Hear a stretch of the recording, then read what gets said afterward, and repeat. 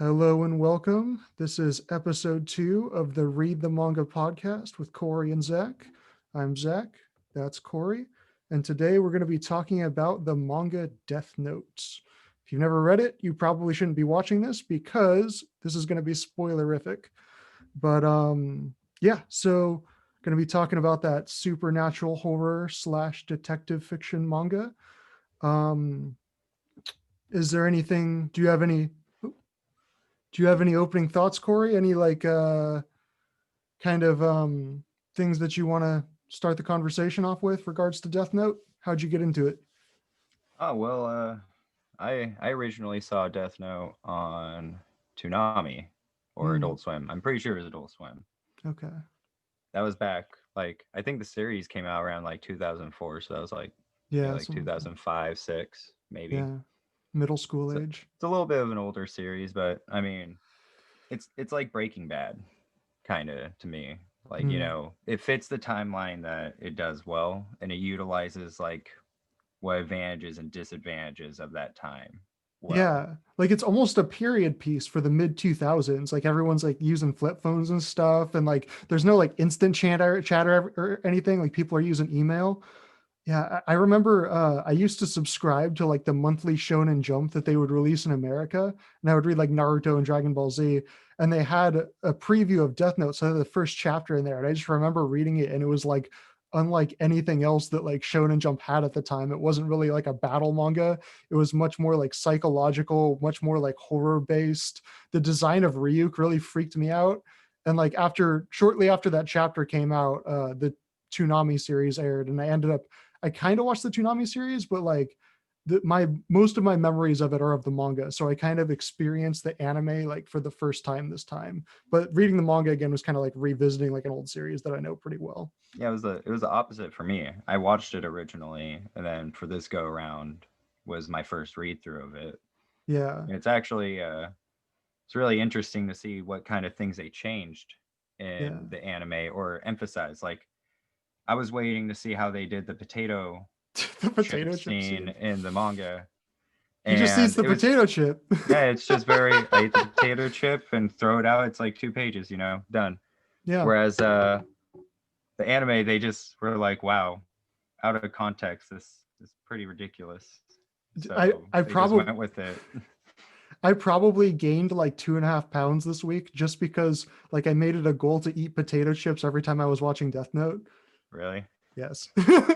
I'm not lying about that. I But watched an episode and I eat a chip. yep. More like 5 chips, but anyway, but yeah, I actually wanted to talk about that because I know that anime is known for the potato chip scene and shit, but like I think it's so interesting the way that the anime adapts the manga because like I'm like a big film guy. So when I'm Yeah. like reading a manga, I'm kind of thinking about like how I would direct an adaptation. And when I was reading Death Note, I was always thinking like late period Fincher, like Zodiac, kind of like somewhat stylized, but not really getting away, like not really trying to hide the fact that it's basically just a bunch of dudes in rooms talking to each other. Like just more like use like efficiency in editing and exposition to kind of get across the concepts you want as fast as possible. Whereas like the anime is like completely maximalist. Like it just goes completely crazy with all of the visual elements and it's just constantly trying to like catch your attention with like crazy angles when they're like writing in the death note and like people are dying and it's almost like they're using the pen strokes as sword slashes and like you have that like Gregorian chant and that orchestral music and those like quick zooms and all of that. Like I don't know, I just think it's not the way that I would have made it, but like I think it makes for like a really interesting, entertaining vibe that you wouldn't really, or at least I didn't really expect going into it. Yeah, if we're gonna just talk real quick about just how well, how solid of an adaptation the anime is, like Yeah. that, you don't get that a lot, Yeah. especially in the 2000s, early 2000s. Yeah. That And was it, hard. and the thing that's interesting about it for me is that Death Note, like the manga, there's a lot of explanation. It's very wordy. Like it almost felt like I was reading a novel at certain points just because of like there were just huge blocks of text in the bubbles. Whereas I Yeah, the feel like pictures are just references. yeah, and yeah, exactly. It's not it's not one of those mangas that like is super beholden to the art of manga. Like it's mostly just like the paneling is very simplistic, mostly just like I said, just drawings of guys talking in rooms. It doesn't have a lot of style to it, except like when you get into the Shinigami realm and stuff. But like with the anime, they actually do a really good job of trimming the dialogue a bit to make the story flow a lot faster, and like while still getting the relevant information in there. So I think it was actually almost like kind of cool how the director, I can't remember his name right now, but how he was able to get such a wordy, complex series where you kind of need all that exposition to understand what's going on, and trim it just enough to where you still get the basic ideas of the concepts without having to go like super in depth with explaining like all of the crosses and double crosses and triple crosses and like all of the rules of the death note and like who has the death note at this time and which Shinigami is following who, because that stuff can get pretty freaking convoluted. Well, also you're watching it in a binge, you know. Mhm. This was a weekly release, you know. Yeah, So for a while you'd have a week to sit and settle the info, kind of like with Breaking Bad. That's why I exactly. like to compare them a lot, Yeah, because, you know, novel wise, they would both work really well as a novel. And I think it's because the core to it is in the writing, you know. yeah, And Death Note's actually a duo. The author and the artist are two separate people. yeah. Oba and Obata. And I feel like if you've read Bakuman, it kind of gives you a little insight on how they work and Hmm. worked to make Death Note. And it was like one guy was essentially a novelist, like a novel writer, and the other guy would just make his novels come to life. So that's where Death Note could kind of get a little wordy, because it's essentially like the guy's writing a, you know, these guys could write an episode NCIS like no problem, like, Yeah. you know, like that's one thing I also liked about the anime was like if you've watched a lot of those like cop shows, you know, like Danny's dad does that. He watches NCIS and all that stuff, and it's Yeah. like they kind of give it that flair and like that cool, like not so much sexiness, but like I guess like just the flashiness, like you were talking about, like the whole chip scene in the anime. Go back to that; it's an easy one to go to, but it's like even just like, you know, I got a great appreciation for the art and the original art from reading it, and I Yeah. appreciate that. I But mean, then I the also art's could see, good, yeah, especially but the it's like details of the the Shinigami and anime, stuff. like when they show Light and L in different perspectives, and they always have the one colored red, like Light's always red Hmm. and L's always blue, and it Hmm. just the whole screen goes black except for that. Yeah.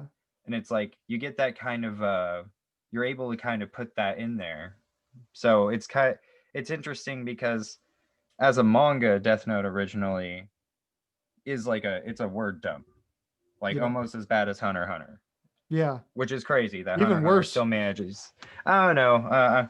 It's like almost they're about the same, Yeah. and one's a straight up battle series, you know. Yeah. So that's more on Hunter x Hunter. But I mean, I both are excellent. I enjoy every word that I read from them. But Mhm. it's like definitely the going back to the anime, it's like one, I find watching it in English significantly easier to follow Yeah. because you cut out that wordiness Hmm. and it just becomes like a drama. Yeah. It makes it easier to handle, and because like especially like trying to keep track with who's, you know, who's backstabbing who's actually working who's this that when you're reading it, it's a lot to read. So I feel like if anybody's gonna try and get into this, they should either read it, or if they do watch it, do it in English because it would make it a lot Yeah. easier.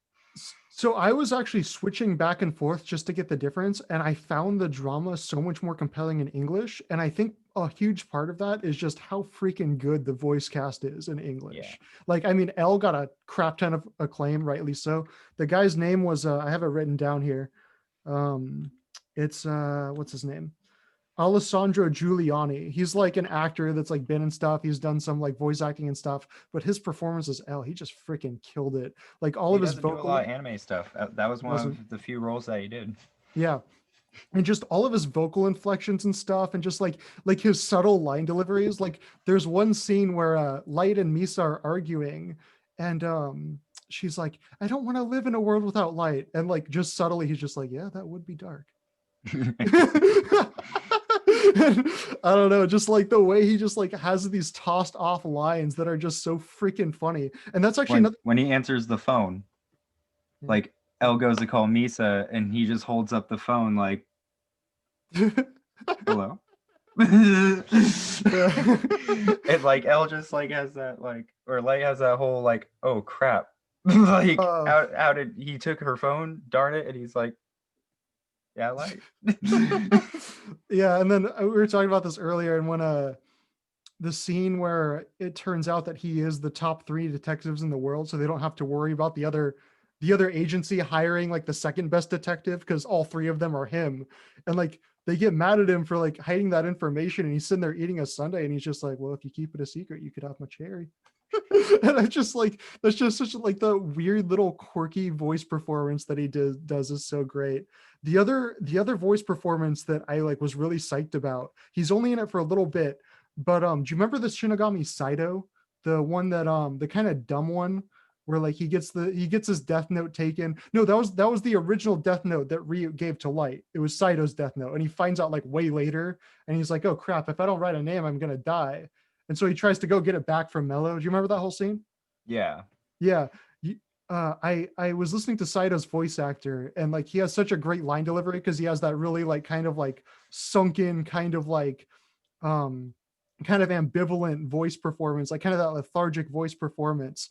And I looked up the actor, and it's Sam Vincent, the same guy who plays Double D on Ed, Ed and Eddie. Yeah, okay.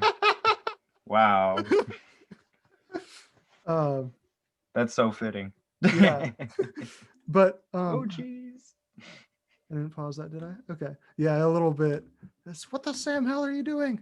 But it's almost like kind of like the whole like Rolf being Goku thing. You dare mock the son of a shepherd? Is that a Okay. thing? Yeah, I think Sean Shamwell voices Rolf. I'm pretty sure. You learn something new every day. Yeah, a little bit. They have a bunch of like composite images where it's like Rolf holding up the spirit bomb and stuff. Um, but yeah, okay. So one of the biggest things that like has made Death Note popular with people, I think, is like the themes of it.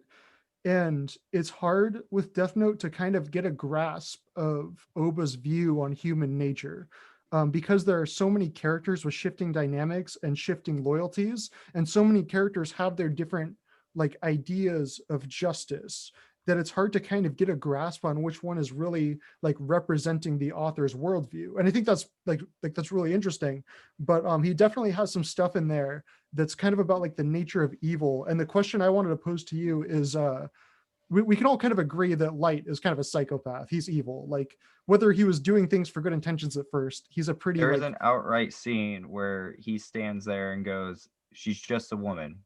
If yeah, I have to, I could take her by force and like yeah. kill her." And Like, he contemplates killing his own sister. Like it's like that ultimate like it's almost like too utilitarian. It's like we're doing things for the greater good, but I'm completely emotionally disconnecting myself from it, and only a psychopath would think the way I do.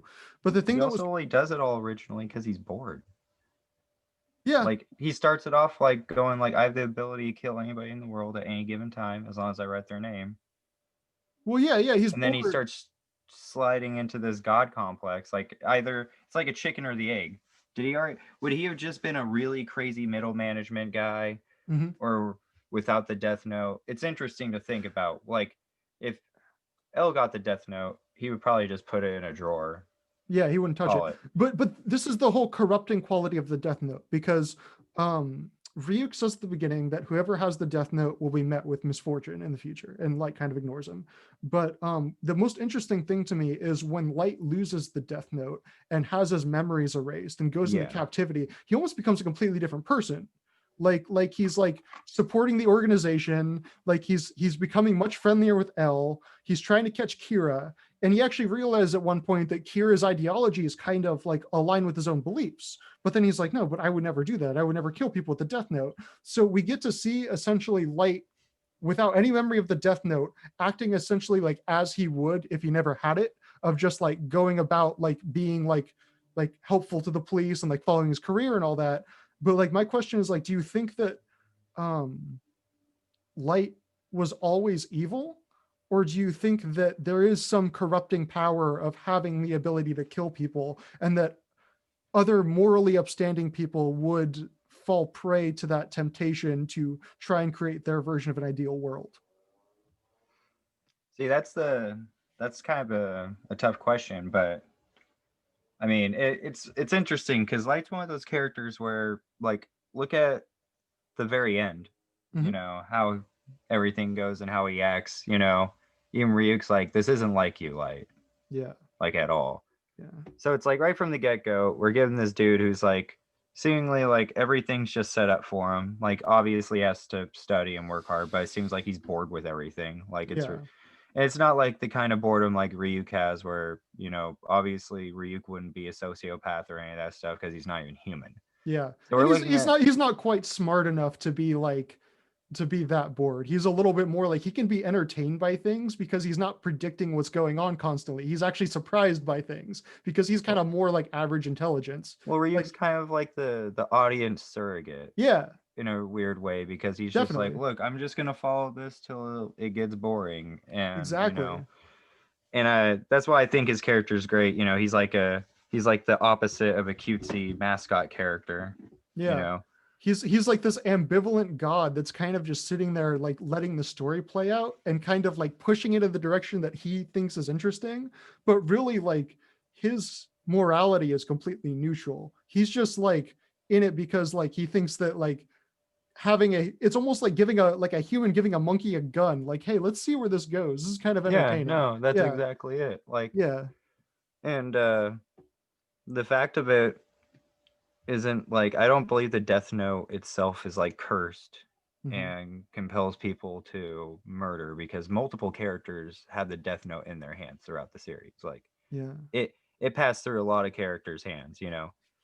What I like to look at is like, I like to look at Light's dad Hmm. and Yeah. Chief Yagami. I think he is probably the cornerstone to like who I fall in line with like ide- ideology Ideologically. wise. Yeah, I fall in line with him. Like kind Yeah. of like he's like the James Gordon of Death Yeah. Note. He's like Like, down the line, buy the book, stick to but my principles no matter what. yeah, and it's just like one of those things where he's like kind of like everyday man morals. Mhm. Like Yeah. murder's bad, even if Yeah. they're criminals. Do I feel completely bad for them? Not really, because they're criminals, but nobody should be able to have this kind of power, kind of deal. Like, he Yeah. obviously has his personal biases, and he's not like shy to like mention them or let them bother him, but he still does his job, because his job at the end of the day is to keep people from murdering people. Mhm. And that's why, like, it's like you slowly have these characters who are pillars of like different forms of morality starting to get taken off the chessboard, Mhm. and you start to question the ethics of the world, Yeah. because your protagonist, and this is why I keep comparing it to Breaking Bad. This is the easiest one. Your protagonist is a piece of shit. Yeah. Like, he's a horrible person. Like, Yeah.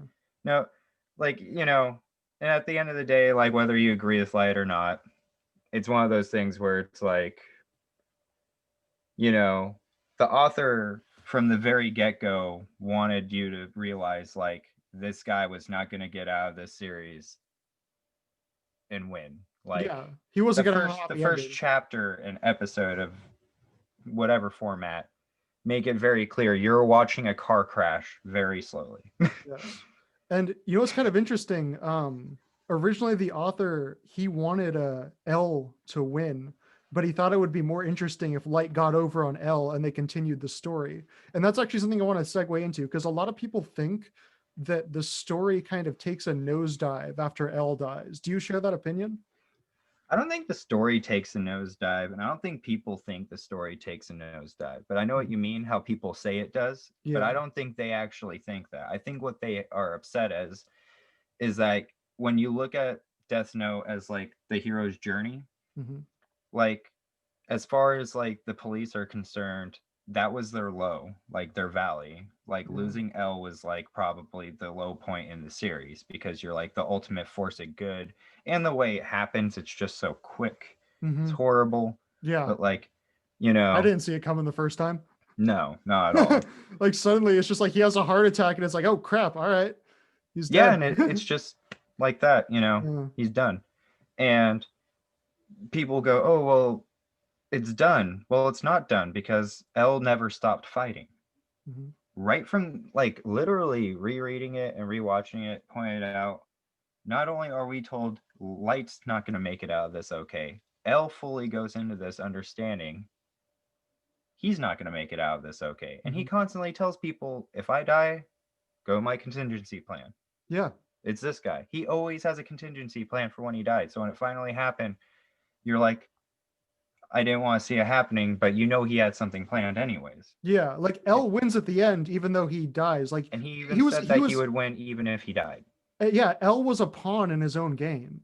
Like that's what's so fascinating about the character, that his morals or his sense of justice is so high that he was willing to let himself die and knew that like it would be carried out by his successors Nier and Mello to And eventually get the guy. that's shown in that speech he gives to the what's his name, Matsuda and Chief Yagami and Aizawa when they're all in the room. Mhm. He's just like, at the end of the day, justice prevails because good guys always beat bad guys no matter what Yeah. happens.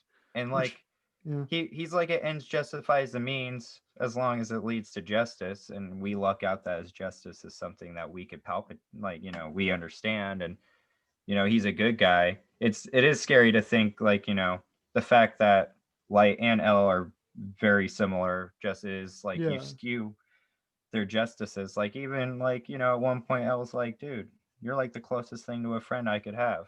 And it sucks yeah. that L even got or Light even got the death note in the first place, because if he didn't, who knows if him and L would know each other, but But they are kind of two halves of the same coin, where it's like well, they El have sacrificed people in order to figure out who Light was, so he's not innocent. And he even said no. that by using people that way, and he said straight up that he already lost the moment Kira killed Ray Penberg. He also kidnapped a girl who might have been innocent and tortured her for a month. But even before that, he sat there and he looked at everybody. He's like, I lost already. Yeah, because And his because the he FBI, the FBI agents and Ray Penberg all got killed. And he mhm. was like, because they died, I didn't do my job. And he did this because of me. So even by that point, he said he pretty much lost the war in the battle for his sake, but for everybody else's, or just at least the sake of justice, or whatever he viewed as justice, like getting Kira arrested. Yeah, like L and It's a Light big war. both sacrifice innocent people in order to promote their own sense of justice and create the world that they want to create. But I think the difference is, you're right, that the lives that L sacrifices actually weigh on his conscience to some degree, and that's not the case with Light. Light is a cold-blooded fucking killer, and he doesn't care about anybody. Like he was willing to sacrifice, like he sacrificed his own father, he sacrificed his girlfriend, he sacrificed his sister, and he only started to break down at the end when he wasn't in control and he realized he had lost. And he basically became this petulant psychopathic child that was begging Ryuk to kill the guys that he doesn't like. Yeah. Yeah, and we kind of see who Light really is at the end. We all knew he was that. We like the ending is not anything surprising the way he reacts, but it's kind of like it's so satisfying in a way, because I feel like if L had beaten him earlier, we would have been robbed of that ending of just watching Light being completely mentally broken and being finally at a point where he doesn't have control of the situation and he has been beaten and he's not the smartest guy in the room. And I feel like seeing his breakdown at the end was just so satisfying as an audience member to watch this like sociopathic piece of shit finally get his comeuppance. Yeah, it's definitely, as I keep saying, the Breaking Bad of anime. Yeah. So yeah, no, very much so. And Though I think Walter White kind of gets a little bit more of a more poignant send off than Light does. He doesn't cry and whine and yeah, beg beforehand. yeah, he was almost like, I feel like the show Breaking Bad was almost a little bit too respectful of Walter White at the end, whereas like when you watch Death Note, you could tell that like the author like does If not agree if with Light Breaking in the Bad ended slightest. the way Death Note did, it would have been Walter White was in a good position, Hmm. and then he gets raided by Gomez, Hmm. for Hank's revenge or something, or somebody, or his son comes in like that was the guy who did it, and then Yeah. boom, like he gets arrested and he's fine and gets thrown in jail or Yeah. whatever. Well, Walter got to die on his own terms, which is Yeah. not something that Light got to have. And But it's because of the basic, rules of the universe in Death Note though. The Death Note is just like a boomerang. Like, yeah. And it's gonna come back to get you. so one of the most interesting things that I read in this manga was the constant shifting and hiding of identities, where Kira is this enigmatic figure that could be anybody and becomes multiple people. L is an enigmatic figure that could be anybody, and the mantle of L is taken by multiple people. There's this obscuring of the public face and the public persona versus the private persona, and the disconnect between those two, and who really is the face behind the name. And I like that's an interesting concept in general, but it's even more interesting when I read about how nobody actually knows who the author of Death Note is. Yeah. Yeah, Obata's a pen name. Like he's basically got that kind of L thing where like he's It's two his people. yes, and well, yeah, I know it's two people, but like oh, They two people pretending to be one guy. So that's a barrier right there, anonymity, because you wait, no, because the illustrator, the guy who draws Death Note, is a separate guy. The author the author and the artist are a separate guy. I'm pretty sure that the artist, the illustrator, there's information out there on him, but the author is a pseudonym, and nobody knows who he actually is. At least that's how I interpreted it. Yeah, because Oba is like nobody knows who the fuck that guy is. And then Obata, yeah, Obata, he's got a birth date and everything. Yeah. So Obata's name has been on different stuff. Like I think that that's his real birth name, whereas like Oba is a pen name, which is like who knows, they might be the same guy, but like from what I understand, they're two different people, but nobody knows who Oba actually is. Like Oba's just a pen name. his hey, I his his mean, his real identity isn't public, which is like so interesting to me that this guy who's somehow kept his identity completely secret would write this manga about a bunch of people trying to keep their identity secret from the public. well, and I mean, look at the time it came out too. Like, Yeah, that was after like America started going into full swing on like the whole like Patriot Act stuff. yeah, And so like it started bringing to the stage, bringing focus on like privacy and security and all that. You like the whole anonymity thing through the because like let's go back to the whole concept that this is like a battle series. Like yeah. instead of power levels, it's like mysterious points. Like Have you how much do you know about this character and how much does anyone else know about them? And it's like the more information anyone has to build a case on anyone else, the more power they have over that specific person.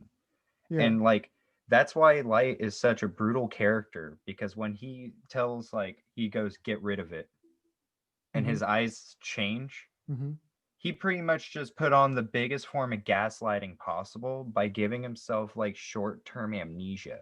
yeah, Like I don't remember that. I couldn't recall that. I'm just Light Yagami. yeah. I don't know anything about murdering people with a notebook. Yeah, he And set up that he was the set up the most pieces evil so he that they got. would work, that like everything, like he set up his plan so that it would work independent of his own knowledge of it. Like that's the crazy thing. Like Like that the was the whole with genius part. the Ryuk thing, and he gave the like sure L added the extra picture, but do you know Shinigamis have red hands or something? Oh yeah, yeah. Like like it's mad about that, but it's like what's brilliant is through those messages that he sent to L, he hmm set up Ryuk. hmm At least in the English dub when I watched it, because when I reread it, it wasn't quite set up that way. hmm Like, but Ryuk, they're aware of apples.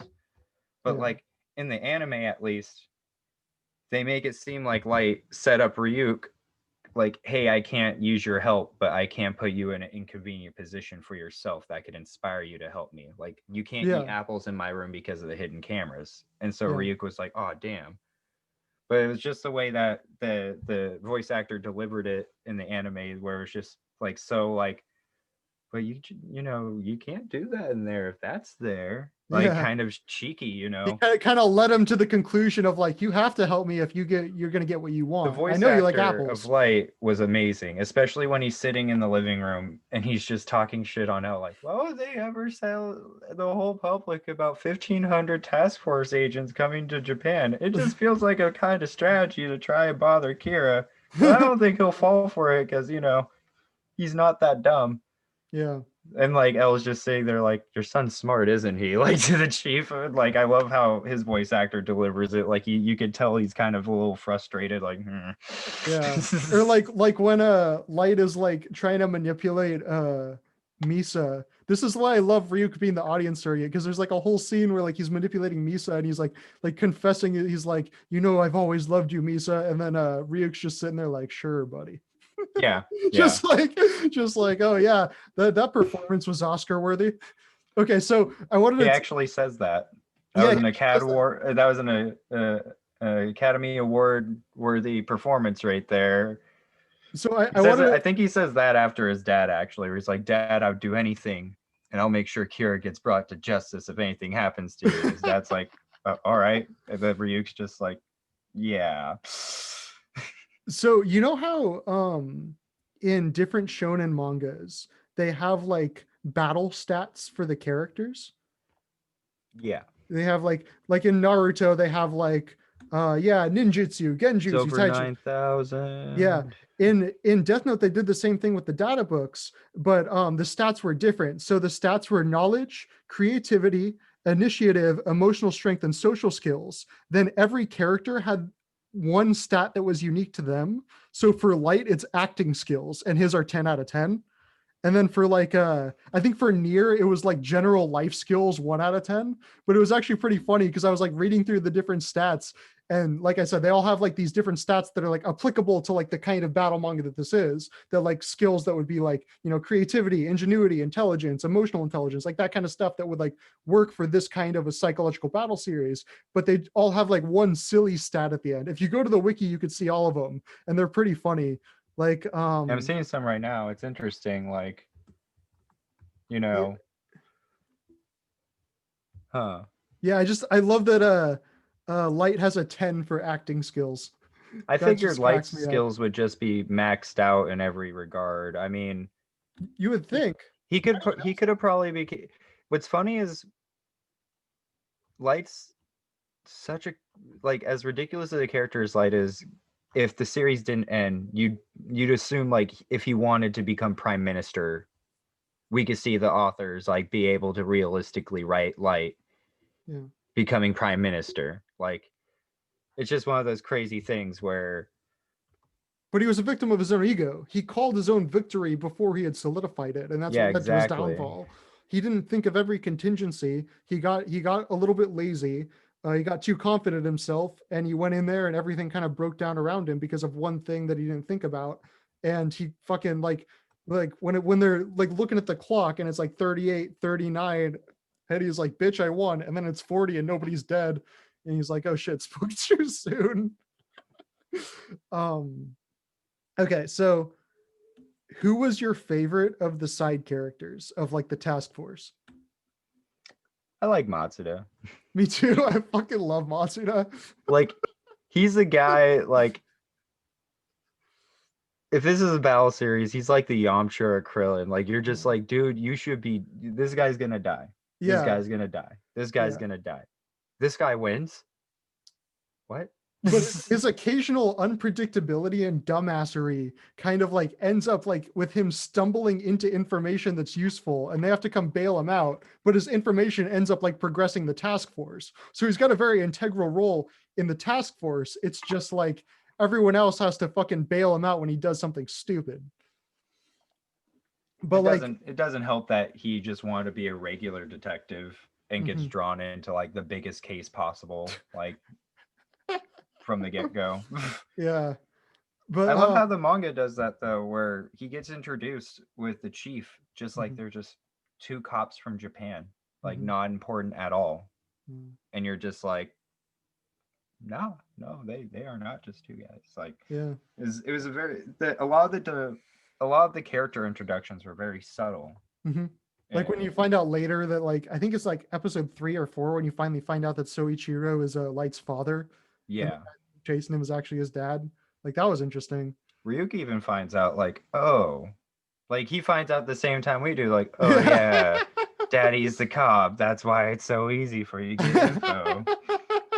Ryuk is such a fucking shit. Like I love him. But I think my favorite of the support, like of the task force, was Moji. Just because like for the longest time he's just kind of there of like, oh Moji, yeah, like we don't really think about you, but you're a really solid guy. You're good to have around. You do your job well. And like I love that he's like super stoic. And then like when he Yeah, doesn't becomes he doubt his position? a And little bit, they have to tell him like, no, you're fine. yeah, you're doing a good job actually. But like, and then when he becomes Misa's manager, he has to like act like this really like hyper like fun manager and stuff. And just like the character dynamic there is like that's one of those characters that they didn't have to develop at all, but the fact that they did just adds like a little bit of flavor to the whole thing. Like that's what I actually really like about it. Like Death Note has like a really well-rounded supporting cast and has like a really subtle, dry sense of humor a lot of the times. Oh, I love the jokes in Death Note. Yeah. Like, especially just when like L and Matsuda would have interactions, and he would just be like, as exhausted. You'd only It's really just like, hear L sound Matsuda, you exhausted, fucking and idiot. yeah, as much as he would be like, Matsuda, you idiot, like all the time. And it's like, you could tell, like, I don't know, I'm like, you actually sound like the way you look right now. Yeah, exactly. But he kept Apparently, him around because he knew that he was like his heart was in the right place. And like when he did something stupid and unpredictable, it would lead to good information. Like he like in the whole Yotsuba thing where he goes and spies on them on his own, he was the one that found out that Kira was amongst Yotsuba. And he was the one that was able to set up that whole plan to out the member to out the person that was actually Kira, and then they had to set up his whole death and stuff. So like a huge part of the plot was progressed because of Matsuda's idiocy. I like Aizawa a lot. Aizawa's great. Aizawa's definitely like one of He the just like doesn't give up. I feel like yeah. when the chief got out of the picture, like just like how L got replaced, Mhm. or he had someone to fall in, I felt like Aizawa was the one being set up to be the new chief like character. Like, no, just Mhm. stick to your guns. We just got to do this by the book and get this guy and let justice do the job. Yeah, and when he comes in clutch by getting the police force involved after they've already left, I love that whole scene where Elga does that little test where he implies that they're going to lose their jobs if they stay with the task force, and they don't know that L has already financially set them up.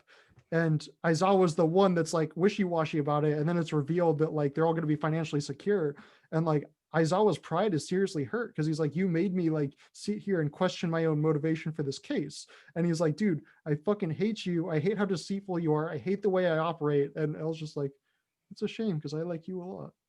Yeah. Like El's always got that way of like turning it on people and being like that's what I think that's part of the genius of the L character, that like he's doesn't have very good social skills, and he puts the mission above everything else, and he uses people as pawns, but there is like a genuine like heart there, and there's a Like, he'll genuine never put the pawn in a position.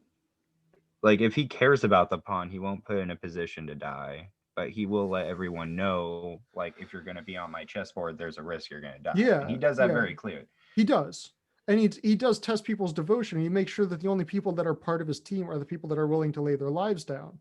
But like he does like have this like innate desire to form these friendships, and like does I think genuinely like want to be liked by people. And that's kind of the hard thing with him, because it's like there's so many parts of his personality that are so abrasive and unlikable. But that's the whole thing with Light, where he kind of like, okay, so this is actually another thing that I wanted to get into, because you know how there's the whole kind of like yaoi thing with Elle and Light, where like there's been a lot of fan fiction of like, are they gay for each other? I'm sure it exists. Never it, really saw it. it exists, trust me, it exists. But the I manga, wonder if there's they got Soichiro X Ryuk. oh god, I'm sure Statistically, it's got it's to somewhere, exist. just all the Shinigami porn. But yeah, with the Elle and Light thing, people have always implied that relationship, and I didn't really get it till I watched the anime, because the manga has no hint of that, but the anime has the fucking foot massage scene. Do you remember that? Yeah. It's that scene right before Elle dies, and I was like, did they put this in here to feed like the fans like dirty thoughts on this? Or was like a genuine interpretation that the director had of that relationship, and he wanted to make it a little bit clearer that there might be a sexual component to this? Because neither Elle nor Light express any like sexuality of their own. Like they don't express any attraction to women whatsoever. Like And that's what I mean. That I want to go with that, and I want to go with the fact that a lot of like the anime's composition tries to put Elle and Light in a position where they're not like mortals. They're more like demigods yeah. kind of deal. So like especially with all the religious like overtones and stuff, like it was kind of like the whole foot massage scene could have been taken as like a, I guess if you looked at it from like a opera-esque Devil May Cry kind of level bizarro crap that's going on, like Light was so full of it that he's like, I'm gonna send you off, you know. There's Yeah. got to be some kind of significance to the foot rub It's in like some way and shape and form for that, more because like it's a philosophical, it's like a battle between like, you know, like philosophers, like Greek or Roman yeah. philosophers, like people of that intelligence level fighting. Like they're the only two creatures of their kind, It's you like know.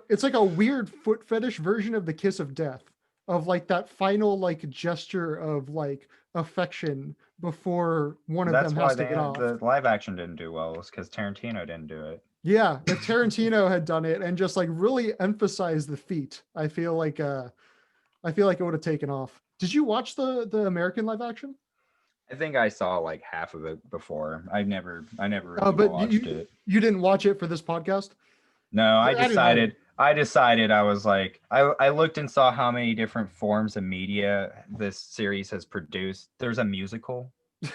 Like Yeah, I know I saw that. uh what I wanted to point out was like kind of the significance though of a series like this, because now in Shonen Jump you're able to sit there and read a series where, you know, these characters are battling each other, you know, mentally versus just physically, you know. And of course, like you got JoJo's and Yu Hakusho stuff like that, where it's like, ooh, big brain thought. If I sneak above your head and freeze the water in the pipes, my power will, yeah.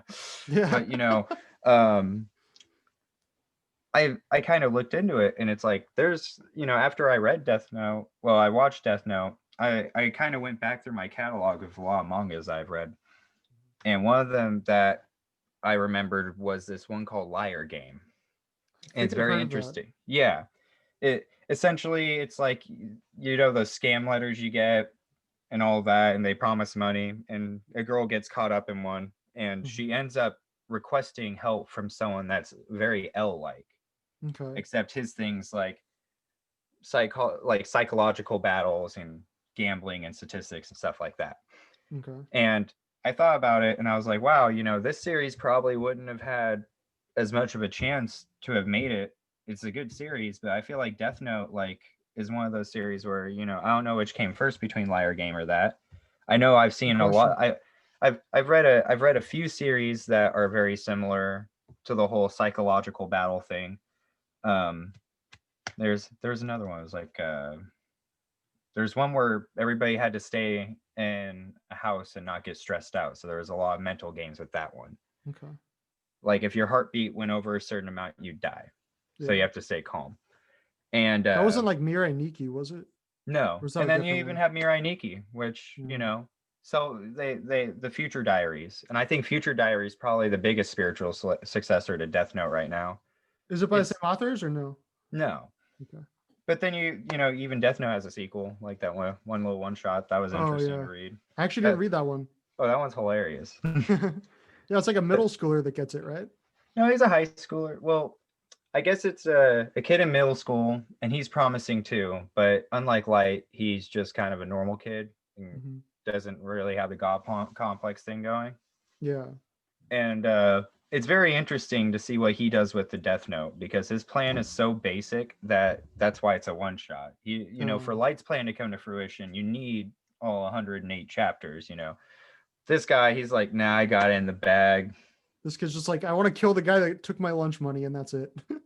Honestly, if you want to know, the authors took it a completely different route. One, they sped up time and modernized it to when it Uh-huh. came out. So the year it came out was the year that was made, just like Death Note. Okay. They point out like now we have smartphones, we have facial recognition technology, we have Mhm. GPS location, social media, all that. It's impossible to escape or hide or have some form of influence, or you're somehow always creating pings of information about you. Yeah. So how would someone like Light react to a society where all that is so around and aware? Yeah. Well, Light doesn't get that chance, obviously. So we get this new character. Hmm. And I think like the way this series goes is really interesting because you're like, whoa, so how is he going to kill a bunch of people? Hmm. That's not his goal. His goal isn't, he doesn't have any big major goal. He just wants to make a lot of money. Oh, really? So he Just sells a the note. He sells a basic death note to selfish. Donald Trump. Wait, seriously? Yeah. That happens? He sells a death note to Donald Trump and he sets it up to where everybody at his bank gets over like $5 million a piece so that they Okay. can't pinpoint which exact account is Kira's. So is it this guy's fault that Donald Trump's president right No, Donald Trump now? bought it, and then Ryuk was handing it to him, and he's like, "Just so you know, the new rule with this Death Note is anybody who buys or sells it dies." And Donald Trump's like, "Keep it. I don't want to touch the fucking thing. As long as the world thinks I have it, we're good." That's He hilarious. bought it using America's money because the guy pretending to be the new Kira, um, obviously had to prove he was Kira by killing a few people. But once he got that done, he told the entire world that he was going to put the Death Note up for bid, and whoever gives him the biggest amount of money gets it. Wow. And that's the whole concept of the one shot That's is. funny. Yeah, Donald Trump buys it for America. And I Ryuk's did in the not think that president. was what it was going to be. Look up Donald Trump Death Note. You'll find a picture of him with his hands up in the air, like, don't bring that weird notebook to me. God damn, really? Yeah, That's so that was. fucking Let's weird. see. That's my second. That's my second favorite Donald Trump cameo in manga after his cameo in Baki. Oh, he was in And my Baki? third, yeah, uh, Obama tells Donald Trump that every time a president's sworn in, they have to go meet with Baki's dad and sign a non-aggression pact with him, saying that the United States of America will never get in his way. And Trump's like, "Why are we doing this? This is stupid." Obama's like, huh, "You'll see. Go meet him. He's in there." And like, Trump walks in, he's all angry, and then he gets in there, and Baki's dad's just like one massive muscle, smoking a cigarette, turns around in the thong, and he's just like, "Hurry up and get the fucking paperwork out so we can get this over with." And Trump like pisses himself and salutes him, and then it's in the paperwork, and he just signs it. He's like, I'm out," and he just skedaddles out. Yeah. And that was his cameo of that. But yeah, Okay, so that's Baki. That's different. That's just a straight up battle series. There's intelligence for it, but it's like hit harder. Unlike Death Note, which is like think harder or Matsuda the hell out of this. okay. Um fuck, what was I saying? Okay, so there was actually one thing that I wanted to talk about regarding the music. I just kind of wanted to gush about the music a little Oh, bit and how good it I is. love the score and the anime, I especially the potato scene, chip scene, with the. I'm a sucker for opera. but I love how the first half is all that like operatic Gregorian chants, orchestral stuff, but then the second half has much more of like a subdued like post-rock sound. Yeah, And it's interesting because like I didn't know the anime was going to do that, but when I was reading the manga, I was listening to like nothing but like post rock, like Russian circles, explosions in the sky, that kind of music. So the fact that like they actually like kind of paired that, like we're kind of on the same like track that I was as far as like the music for the second half was kind of cool. Like, and I like how like almost like the the first half is kind of this like epic struggle between these two huge forces, and then by the second half, like L's dead, Light has become super overconfident and cocky and is basically ruling the police force and ruling the world.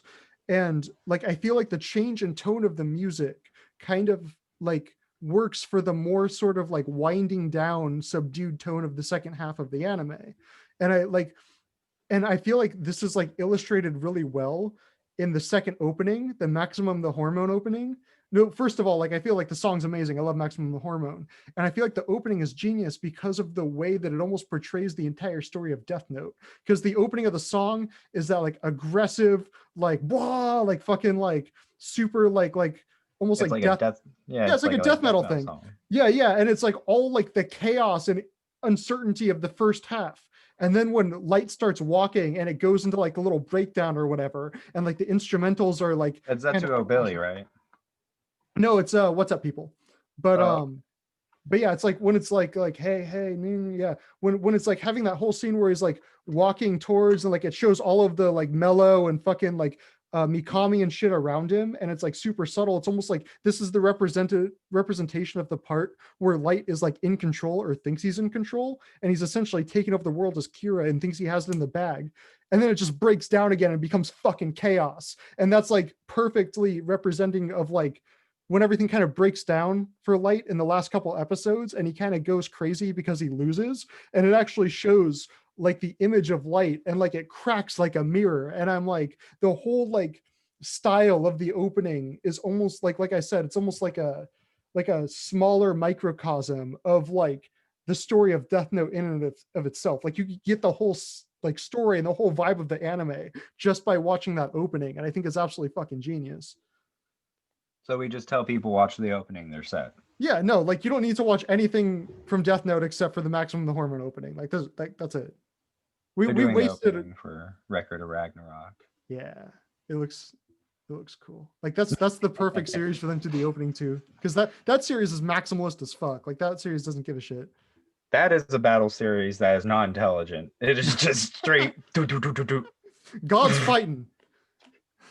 It's like what is it like? You take drifters and you make it fight. It's like drifters mixed with just like Baki, except the historical figures fight gods, and that's it. Well, it's like in Which the is the opposite of Death Note yet again, because the gods don't do anything in Death Note, and everybody's just thinking nonstop. yeah, it reminds me of that line in Barton Fink where it's like spandex, ropes, big muscly dudes, wrestling picture. What do you want? A roadmap? Like that's kind of what Record of Ragnarok is. It's just like, yeah, throw some gods together, have them fight each other. That's it. I just I just finished the 5th fight, and I gotta say that everybody was saying that fight wasn't great, but I thought it was pretty awesome. And once the anime is released, we will do it. Yeah, we're gonna do that episode for sure. Definitely. I'm gonna do the hell out of that episode. Okay. But right now, I have a quick question for you, if you don't mind. So, as far as the whole like moral spectrum and ethical spectrum, like that kind of thing going on here, you could somewhat say like we can pinpoint that some characters are on one end closer to the other, like even between Nier and Mello and L. Out of those three, L is actually the better one morally or ethically. Well, no, I'd say Mello would be. Mello? No, Nier, right? Nier, yeah. I get Nier and Mello mixed up. Yeah. The little L. Yeah. Little white-haired L. Yeah. That can't even make his own travel arrangements. Yeah, like he he's probably the most like lawful good character. Yeah. Out of all of them. Like L is pretty close, but he was willing to put people at risk and even like use a death row inmate. Which I think he gets a lot of flack for that. Like people were like, well, him and Light aren't any different. Like L uses people too, and I even said that earlier. But it's like ultimately the authors are trying to tell you at the end of the day which character, and like the thing that makes power, in my opinion, in a narrative, like a powerful character, is the amount of change and control they have in that narrative over the narrative. Like Light, definitely, whether he was like conscious or not, or cognitive or not, like whether it was Light fighting or Kira fighting, like you could say Kira becomes Light for a little bit and then goes back to being Kira. Yeah. And it's like Light is probably the most powerful character in that series, and it was a group effort to take him down. And that's what I find so amazing about Death Note, is like we are watching this very powerful creature just kind of run amok in this world. And Yeah. like, you know, whether his morals or alignment are within aligned bars, because I'm sure there's people that watch Death Note and they're like, dude, I think it's stupid that they even bothered to go after Light in the first place. Yeah. We just have like, just for us talking, we both are kind of in the boat where it's like, look, he's a sociopath. Like, you can see he's crazy just from the way his eyes look when he gets upset about somebody calling him out at a tennis game. Yeah. you know He gets that look. like Yeah, that like fucking freak, crazy look. Yeah. how dare you, like, he's that, as Hank Hill I'm would a say. golden god, I'm a Yeah, 5-star man. as Hank Hill would say, that kid ain't right. Yeah. So it's kind of, I get how Ryuk's supposed to be an audience surrogate, like, man, humans are interesting, but and all that. Yeah. But what is interesting is the fact that it's like, as far as like powerful characters I've seen in series go, like Light is possibly one of the most evil, powerful characters I've seen. Like, as What much was as a, what was the question you had for me? oh yeah, like, how do you feel about that? Like, what's your idea on that? Like, Well, the idea of with who's the moral spectrum of the series, like, like how do you feel in line? Like, do you think the series was rooting for Light in any no. way at any point? It was always against him, right? Always, yeah. No, the author did not share Light's worldview. He actually said that the whole speech that Nier gives at the end to Light is probably the closest to his own worldview, which I think is kind of interesting because Yeah. this is where I think the manga in some ways is actually stronger than the anime, because it has that last chapter, that epilogue, where Yeah. Matsuda talks about how Mikami, I think that's his name, Mikami ends up killing himself in prison. And he's basically like, do you think that was the Death Note? Do you think Nier arranged that? And like Moji was kind of, or no, I think it was Aizawa, just kind of like, dude, just don't even think about it, man. Like, we're past it. But like Yeah. Matsuda was giving a really good question of like at the end of the day, peace is achieved, or at least we go back to the status quo. There's still crime, but the world is allowed to function like normal. But in order to achieve that, did Nier have to kill people using the notebook? Is that kind of death inevitable? Is somebody like Nier, who you think is pretty much the most morally upstanding guy in the series that actually has legitimate power, is he completely free of the influence of that book? Did he use it? And like, I think that's really interesting to consider, because like, are we willing to accept that anybody has the notebook, even if it is somebody that we think is morally righteous, or should it just be like destroyed and not even be a thing in this earth? Because like, I honestly like, I think it's a pretty open-ended question, but I think the manga kind of asks at the end is like the existence of the notebook in some capacity, somebody having the ability to kind of guide the world and control the deaths of people, is just having that ability necessary for society to function, or is the allure of that power just like too great for even the most morally upstanding people to ignore?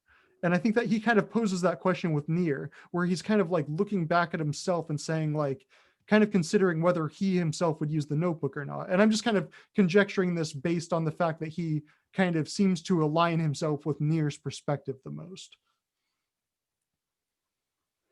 Yeah. And I don't think Nier would have any reason to use the Death Note, Well, honestly. Mikami died in prison though. There's that question there of like, was that Nier's doing?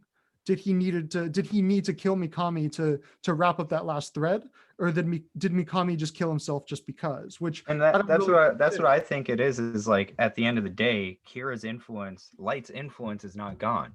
Yeah. That dude killing himself in prison could have just been killing himself in prison, but after, it's like, I think it's more of showing that Light's influence, the shadow of what he did, is still there. The world's still been affected by what he did, and that shows through that kind of conversation. Like, do you think somebody's got a Death Note? Like, dude, come on. And it's just like, Exactly. and that's Any why death will be so. I think it's why, like, Matsuda's thinking like, well, you think, and who tells him to just move on? Aizawa. Why? Because he doesn't even want to give Light the time of day. Yeah. Like, I like what you did there. yeah. But but yeah, like No, I get what you mean. And I think Aizawa at that point is just so far fucking past it. Like, dude, this has been a weird 5 years and it's finally over. Can we just ignore it? Whereas, like, that's why I think Matsuda might be the most morally upstanding character in the series because he's able to empathize with Kira and actually be like, hey, like, I would never do this. This is bad. But we can kind of see why people would think this is good. And I see why people think this is good. But then at the end of the day, he's the one that ends up shooting Light and stopping Light after he knows that he's Kira. And Light's even like, Matsuda, what the hell? Like, I thought you were on my side. Like, I thought you were supportive of Kira. I thought you like had some empathy for him. And like Matsuda's like, yeah, but that doesn't fucking matter. Like, yeah, sure. Like, I understand what he's Yeah, doing. Matsuda gets pissed, like, you Yeah. murder people. I'm Yeah. not a murderer. Yeah. Like, He got mad at that profound misunderstanding of his worldview. And I feel like a lot of people misunderstand Matsuda in that way. Like just because like, and that's one of those things that we have in like our kind of modern culture where it's like, no matter like in a really polarized society, as far as ideas and what should be the good of the world, the person that even empathizes with the other side can be seen as evil. And that's when everyone's kind of like telling Matsuda to shut the fuck up, where it's like, oh, you're a Kira supporter now. And he's like, no, like I I think it's just better to understand why people think that he's doing the right thing in yeah, order like to, he's telling people like all people here are criminals dying, yeah, and they're getting a positive thing from that. He's just trying to point out to people and normal people like him, their minds are gonna go to first. You know, he's a pretty good everyday man kind of character. You know, he gets put into a lot of very morally challenging situations, and we see how flexible he can be. Like not like he's flexible, but not like he'll change, but like too bad. I don't know. Like Masuda definitely went through a lot more emotional and stressful situations than a lot of other characters, and was put into a lot of like situations where his morals like had to be challenged, and he had to question yeah. himself like Well, all that. he's very principled, but he's not like locked into his principles. He's not And he's not controlled by perfect. them. Yeah, He's exactly. got a lot of flaws, and that's what I like about him. He's just He's like a he's the most like trying my best. relatable average guy. Yeah. Yeah. You could have had Chris Parnell played him in the next version, and people probably wouldn't dog on it too hard, Yeah, you he, know. he kind of jerries up the situations a little bit. But it's like the epilogue, you know, what gets me is you get, you know, like one thing I want to talk about is how do you feel about female characters being portrayed in this series? I think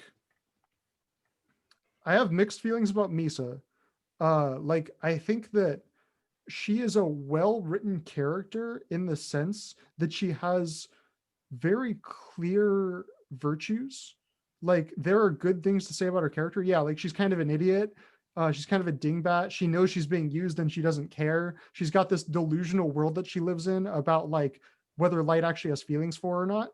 But she's also got this iron will. Like she was tied up for like a month and didn't talk. And like she was under like very, very extreme duress. Like I actually appreciate that about her. Like, and I feel like she's kind of an underrated character in that sense that like she is somebody who is very, very strong in her own convictions, no matter how warped those convictions might be. She doesn't think about those convictions. She doesn't have a very robust thought process, but she knows how she feels and she acts on those feelings. And she's very immature and very childish, but like she has virtues. And then the other girl that I can't remember her name, the girl that Light dated in college, she was kind of the other main female character that came in at the end. I thought she was actually pretty well written too. Um, but I almost like have less respect for her than I do for Misa. Like she's almost like because she's actually under the impression that Light loves her. Like Light has an easier time tricking her than I think he does Misa. Whereas like Misa kind of knows that Light's a piece of shit. She's just chosen to love him anyway. Whereas like this chick genuinely believes the Light cares about her and it fucking bites her in the ass when he like has her burn herself to death. Like that was the thing that got me the most. Like, God, like how could she have trusted this guy? But I do think that like Well, Light does says he does tell Ryuk that he's good with the ladies in the beginning. he is He's good with like the He's ladies. Patrick Bateman with a magical notebook. Yeah. But it is kind of annoying how every female character there is essentially written to be manipulated by Light. I think it would have been interesting if we had had like a legitimate female character on the task force. and it wasn't such a sausage fest. Like I would have liked to see like a legitimate like, or even if one of L's successors had been a girl. Like I think that there was definitely an opportunity there for more of a female perspective on what was going on, and I think that would have widened up the moral parameters of the premise a little bit and added an interesting perspective. But as it stands, I think it is a very male dominated worldview. And I mean, with as much subject matter going on, it's got to be difficult. Like I'm gonna be honest, like writing good women characters or female characters, like that is a skill that is difficult for a lot of guys to handle, to Yeah. do it well, and like I don't know, maybe during the time it was just like with the subject matter, I mean, like there aren't a lot of women in the series. It's kind of a sausage fest, I noticed. Yeah. Yeah. So whenever there is a female character, not just like filling a page or whatever, walking by or classmate or quick interaction, they are usually done pretty well from what I've seen. Like the thing about Misa, like she's definitely like, if you got Matsuda for the police force, she's like Light's Matsuda. Like, there has to be an equalizer to a certain degree. I mean, from the get-go, Light's like, all right, all I gotta do is plan very specifically how to meet this chick. Oh, hey, Light, what's happening? I'm here to hang out with you because you're Kira and I'm Kira, and yeah.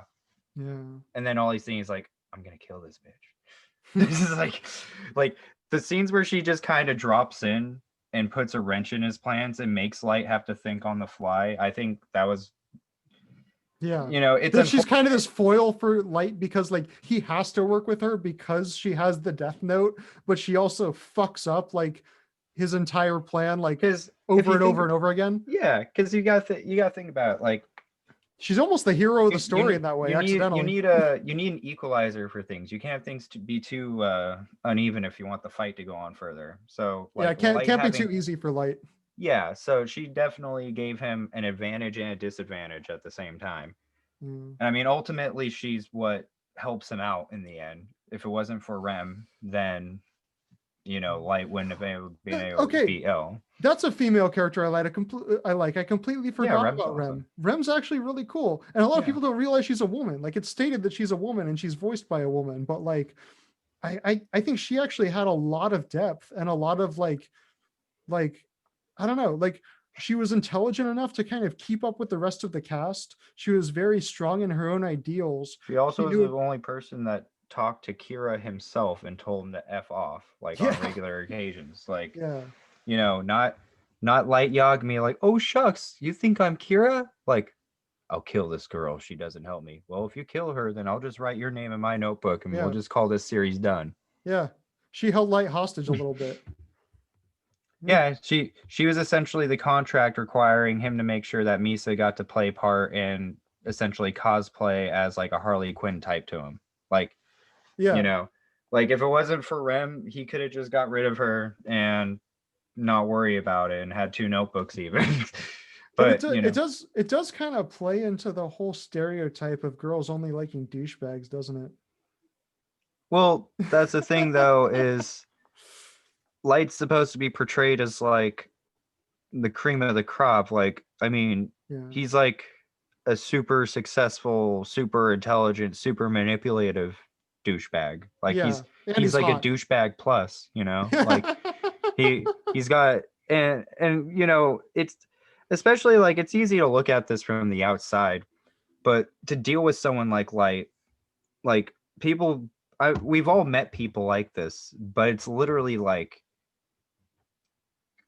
the kind of creature that Light is just scary, and these people exist. Like they are high functioning sociopaths. Yeah, narcissists that are able to actually get into high places in society because of their willingness to manipulate people.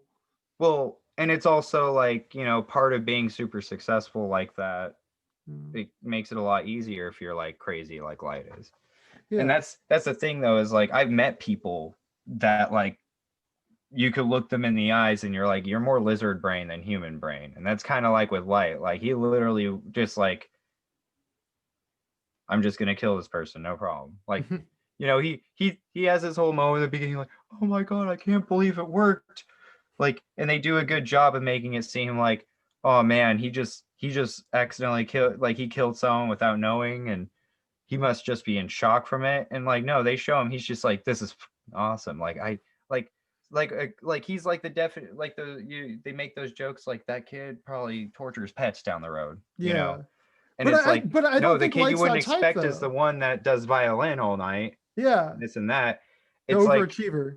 yeah, it's scary. It's scary to see, and it baffles me that they couldn't do like a they had to change so much about his character for the live action. I was like, he just on his own, Yeah. overachieving, like They it's made like him a you, dumbass for yeah, it's like the if they American one, and that sucked because it's like that's then it's no fun because you know L's gonna win because it's like there's not a foil there. Like they made the fucking American Light like kind of just a dumb American teenager. well, and they're trying to pander. Like, who are they trying to pander to? Because honestly, the better villain would have been like an upper middle class white kid who had everything handed to him and is Yeah. just super excelling at everything. Like if you would And cast like then, a Timothy Chalamet or something. or like the dude from Social Network, Yeah.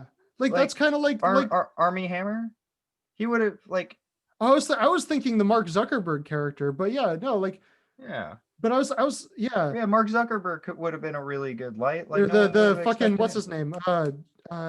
Jesse Eisenberg, yeah. Yeah, But like Jesse Eisenberg. but yeah, like Timothy Chalamet is kind of like the younger, newer version of that kind of Jesse Eisenberg actor I would have type. even had Kind of Tom like Holland. Tom Holland would have been an awesome Light. yeah, dude, I would have cast Tom Holland. I think he Yeah, would have been great.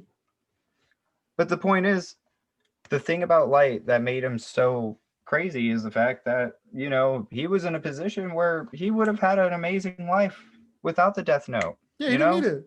he didn't need it And at he all. probably would have done good. He probably would He have been a probably would good have became functioning friends with member of the Elle in a police normal force. way. Yeah, because he would have been on the fucking police force and like His goal was to become the top police officer in all of Japan, like the head of like yeah, essentially their FBI, yeah. until a magical notebook appeared. But think of it this way though. With this kind of mindset in Light, and we brought this up earlier. Get rid of it. Oh, I'm nice guy Light. I'm gaslighting Light. You know, I'm Gaslight. We'll call Gaslight. when he loses his Gaslight. memory, he's Gaslight. So I love well, that. I don't remember what happened that night. Uh, I have retrograde amnesia that was induced from me being sitting here in a prison cell, but somehow I still remember certain things. Like, yeah, and it's great because it's such a dumb plot device to do that, but it just allows you to sit there and have this thought where you're like, there's no way in hell. I think something else must have been going on there, because there's no way in hell I think just practicing killing a few people caused Light to turn insane and become that way. Like, we got to think, even if he did get to that position in the police force, it's probably better he died as Kira than letting him get to a super high position, because the only thing that opened the gates on that kind of part of his personality was having the ability to murder someone without getting caught. exactly. It fed into his narcissism. Like So it would have been at any point in his career being given the same capabilities, he could have probably found a way to get that out, you know, whether it be when he's 17 or 35. Like, yeah, that's what I think is like, I don't think, because it's the concept of like if you think about it, like what if he had a gun that just nobody could ever hear or see, yeah. or he could just, like, you know, or, you know, you even look at that series with the made by the Gantz guy, where the kid just is able to go and point at people and go bang Is and that kill them. the one where he does the One Piece reference? Yeah, Like talking to the girl and he's that's like, a really good series. That dude's insane. That guy's like Light, you know. uh, And it's like when you give someone the power to ultimately control other people like that, I think that's where it's interesting, because the Death Note switches hands a lot. Even Elle gets it. hmm. And Elle could have been like, all right, fuck it, just Light Yagami. Why? We'll find out. If people stop dying, then Then you're Kira. cool. But that's something that Light would do. L wouldn't do that because Light's Exactly. That's what I mean. I don't think it was a notebook. I think it was just giving anybody and it could go for anything, you know, a gun, a knife, anything. Like, I think it's just as you get smarter and smarter, you realize that like you know, like Light's a criminal, Mhm. but we see other criminals in the series. The Yeah. only thing that makes him different than them is the fact that he's super intelligent. Yeah. He doesn't shit where he eat. He doesn't do anything like that. He's he's a creepier kind of criminal, the kind that kind of gets something way more out of it. And Well, I because he think that thinks was he's a god. He thinks yeah, that he has the ultimate power to decide whether somebody lives or dies, and that his own morality should dictate how the rest of the world operates. And having that quality is exactly what you don't want in a cop. yeah. And he was one for a good year, or a good A good like while. 4 years. Yeah, he was a Yeah. police officer. Yeah. What I think what I want to think about too is what was it? Shoot, I lost it. You lost it. Okay. I Well, lost I think that's probably a good note to end on. I think we kind of covered everything that we could talk about, unless there's anything else you wanted to add on. it. No, not really. All right. All right. So I know we said we were going to do JoJo's Bizarre Adventure this week, but we ended up doing Death Note instead. Next don't week, regret though, we're actually going to do the one we announce. And do you want to go ahead and announce that one? Which one did we set on again? It was the one with the B, the one that starts with the B, Baku something. Bokurano. Bokurano, yes. Hours. Yes. So next Sunday we will record the Bokurano episode, and it will be on YouTube by Monday morning. All right. So with that, signing off. Go watch Death Note, but more importantly, read the manga.